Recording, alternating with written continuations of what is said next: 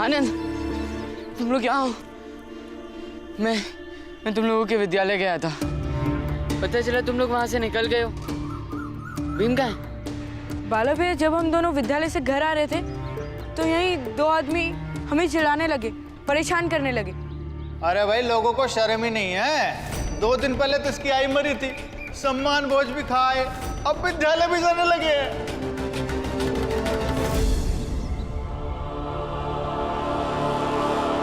और बाला भैया पता नहीं वो उस तरफ कहाँ चला गया, जैसे कि किसी के पीछे पीछे जा रहा हो।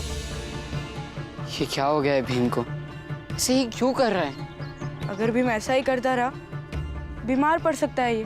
बाला भैया, हमें बाबा को बताना चाहिए और उसे वैद्य जी के पास भी एक बार दिखाने ले जाना चाहिए। और भीम सच में ऐसी हरकतें कर रहा है जैसे भूत भूत ने पकड़ लिया हो। नहीं, लेकिन हमारी आई भूत नहीं हो सकती है, फिर भीम ऐसा क्यों कर रहा है?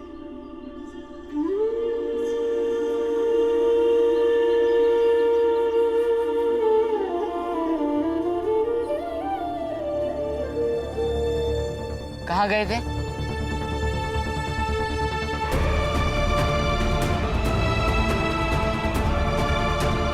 भीम, घर चल।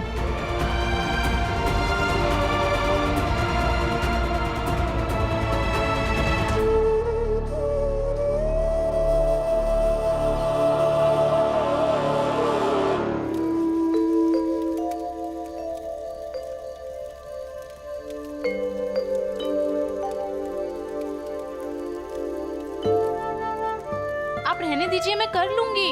अरे कर लूंगा मैं। अरे बाबा, हम करते हैं ना सब कुछ। नहीं बेटा, जब आई थी तो तुम ये सब कुछ काम करती थी क्या? नहीं ना? आई के जीते जी तुम जितना काम करती थी उतना ही काम करोगी। बाकी भीमाबाई वाला काम मैं कर लूंगा।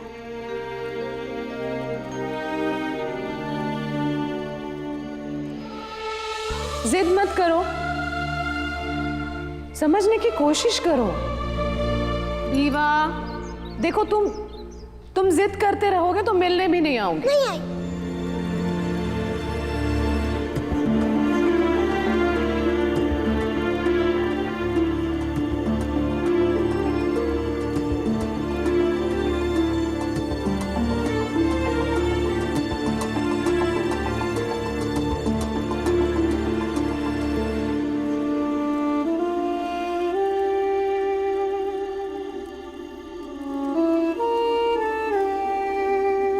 बाबा, हमें भीम का इलाज कराना चाहिए। क्यों? क्या हुआ? आज जब हम दोनों विद्यालय से वापस घर आ रहे थे तो हमें 2 आदमी मिले, वो हमें चिढ़ाने लगे। भीमराव ने अपने विद्यालय की फीस इकट्ठी कर रखी थी और उस फीस को बचाने के लिए माँ का इलाज नहीं करवाया। अब देखो, माँ मर गई।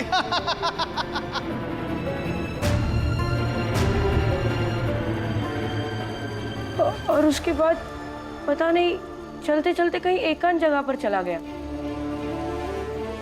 देखने में ऐसा लग रहा था कि जैसे कि किसी के पीछे पीछे जा रहा हो।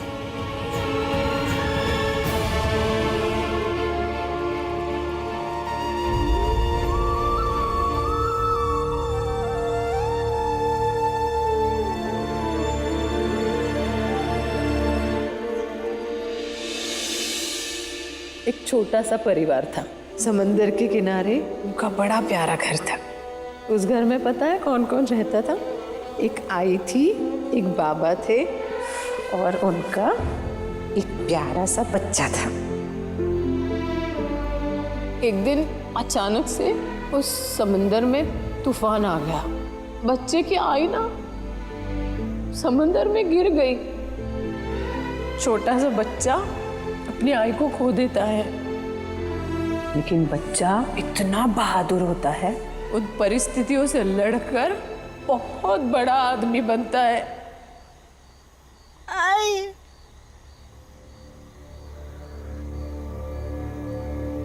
आपकी कहानी का वो लड़का मजबूत था, वो अपने आई के बिना रह सकता था, लेकिन मैं नहीं रह सकता आपके बिना। नहीं हूँ मैं इतना मजबूत। हम तो कभी कभी मिलती है और चली जाती है। आपको पता भी है कि अब जाते हैं तो मुझे कैसा लगता है, कितनी तकलीफ होती है। कैसे पता होगा बेटा?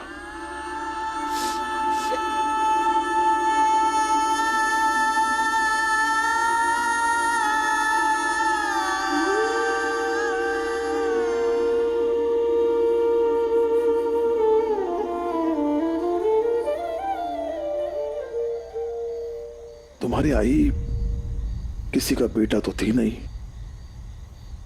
तो वो कैसे समझ सकती है कि आई के जाने के बाद बेटे पर क्या बीतती है।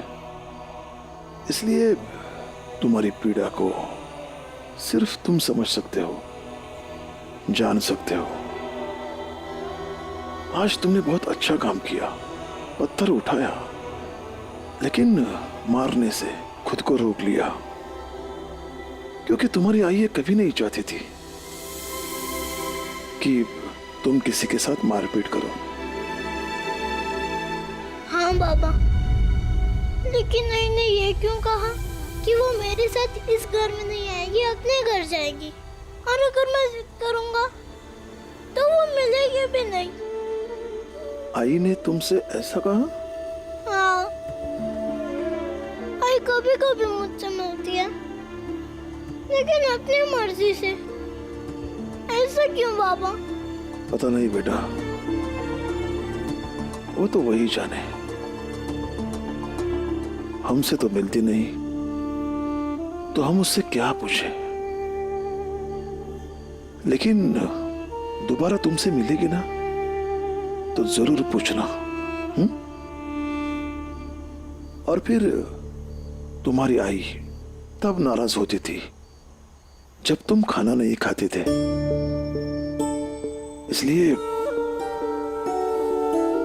इसलिए खाना खा लो।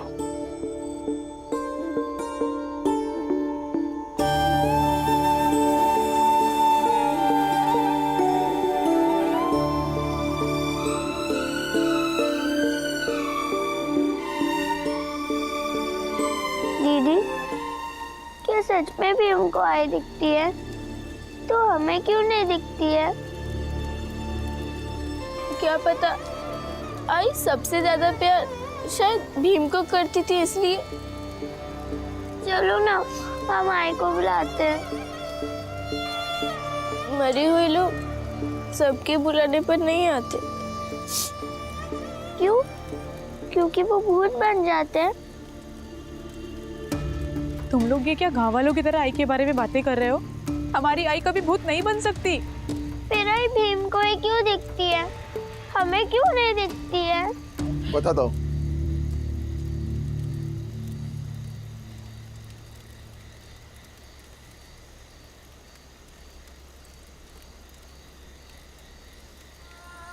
क्योंकि बेटा, भीम अपनी आई की यादों से इस तरह जुड़ा हुआ है कि वो यकीन नहीं कर पा रहा है कि उसकी आई मर गई। उसे हर समय, हर पल यही लगता है कि उसकी आई उसके आसपास है। वो अपने आई के जाने पर दुखी से ज्यादा नाराज है कि वो क्यों चली गई। वो मन में शिकायत करता रहता है, सोचता रहता है कि अगर आई उसे मिल जाती तो उसे ये कहता, उसे वो कहता। ये यादें और कल्पना से उपजा हुआ भ्रम है जो अति प्रेम की वजह से हो रहा है। लेकिन बाबा, ऐसा कब तक चलता रहेगा? जैसे जैसे भीम इस बात को स्वीकार करने लगेगा कि उसकी आई मर गई है, धीरे धीरे ये सब चीजें खत्म हो जाएगी। तब तो हमें भीम को एहसास दिलाना होगा कि हमारी आई हमें छोड़कर चली गई है। नहीं, उसे ये एहसास खुद से होने दो। हम सब आई को अपने अपने तरीके से याद करते हैं। भीम को तो आई दिखती भी है, पता नहीं अच्छी बात है या नहीं, लेकिन हम सबको मिलकर भीम को खुश रखना होगा ताकि आई के जाने के बाद उसकी जिंदगी में जो आई की कमी है उसे हम पूरा कर पाए। हाँ, अगर वो ऐसे ही रहा तो सच में उसकी तबीयत खराब हो जाएगी। भीम को प्रसन्न रखना बहुत जरूरी है, क्योंकि जब जब वो दुखी होगा तब तब उसकी आई की याद उसे ज्यादा आएगी और वो उसे ढूंढने लगेगा। जा, सो जाओ सब। चलो चलो।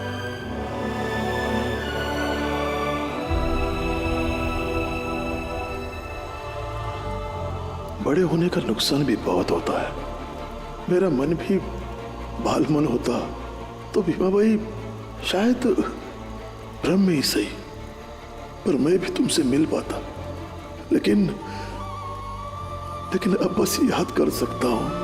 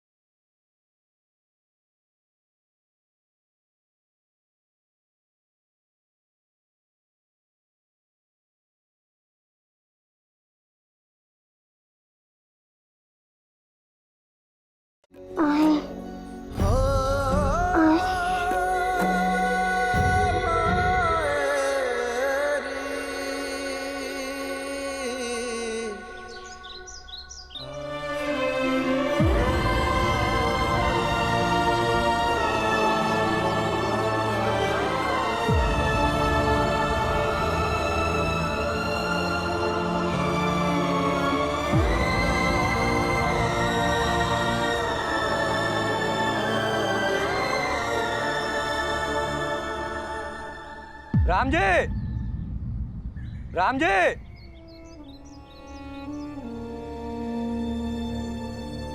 इसे सोने दो।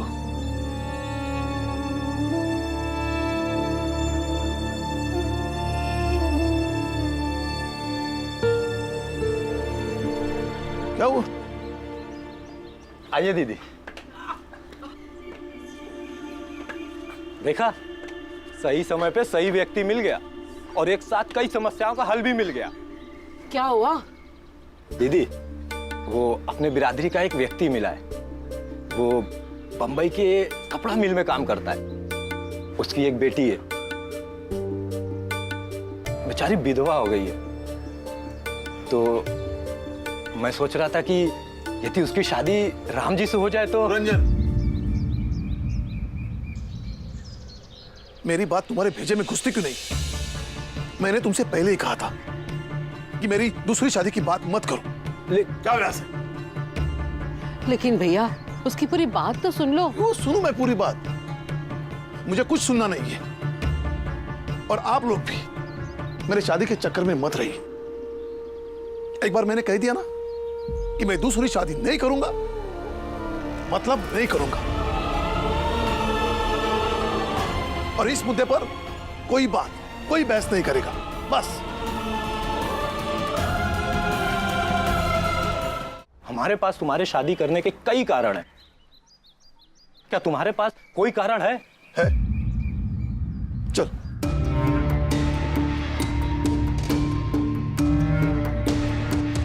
हाँ।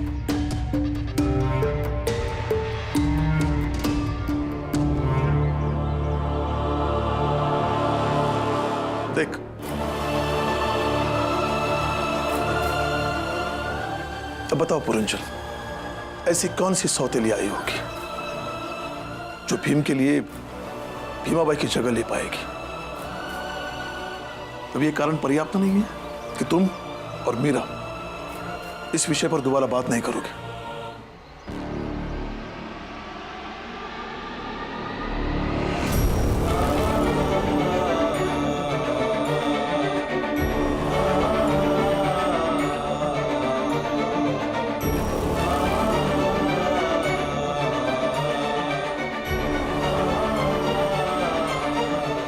पुरंजन काका, हमें दूसरी आई नहीं चाहिए। हाँ पुरंजन काका, हमें दूसरी आई नहीं चाहिए।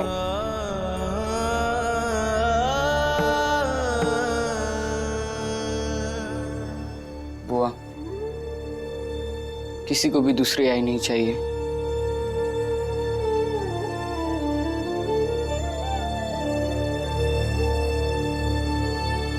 पुरंजन, मुझे लगता है बच्चे और भैया जो हम सोच रहे हैं वैसा नहीं सोच रहे हैं।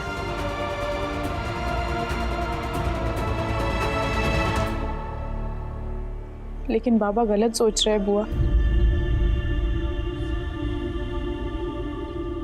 मैं भी उनकी बेटी हूँ।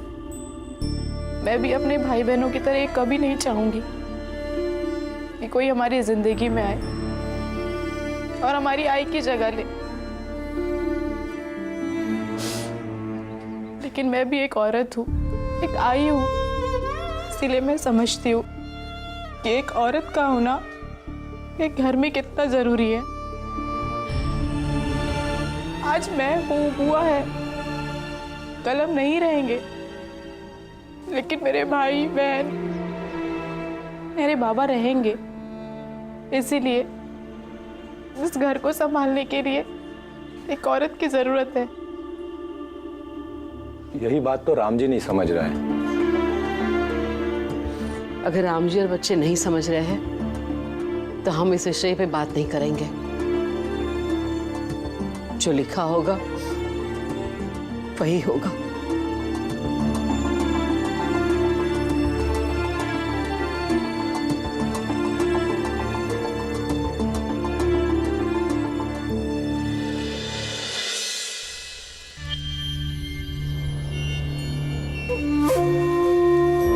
महाराज, मंगेश के हाथ में भी जादू है। ये भी बहुत अच्छी चाय बनाता है, लेकिन काम बहुत ही घटिया करता है। ये चाय का स्वाद तब तक फीका ही रहेगा जब तक सफलता का स्वाद मिला ना हो इसमें। और सच तो यह है कि तुम सब मिलकर कुछ भी नहीं कर पाए उस भीमराव का। यकीनन तुम्हारी हार हमारी हार है। सही कहा महाराज आपने। भीमराव ही क्या, उसका पूरा परिवार अपने हिसाब से जी रहा है और हम इंतजार कर रहे हैं कि कब कुछ करें। हम यहाँ बैठे बैठे भीमाबाई को भूत बनाने का जुगत कर रहे हैं और उधर वो छोटी जाति वाला पुरंजन राम जी की दूसरी शादी कराने पर तुला।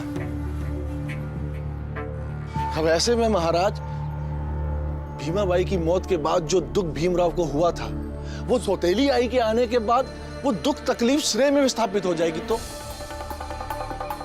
और अपनी आई की मौत को भूलने के बाद वो दूसरी आई के प्रेम में उलझ गया तो ये भी तो हमारी हार होगी ना महाराज।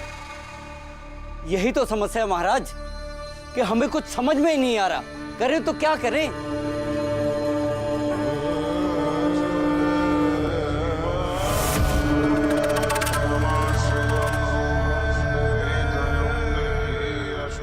राम जी को दूसरी शादी करने दो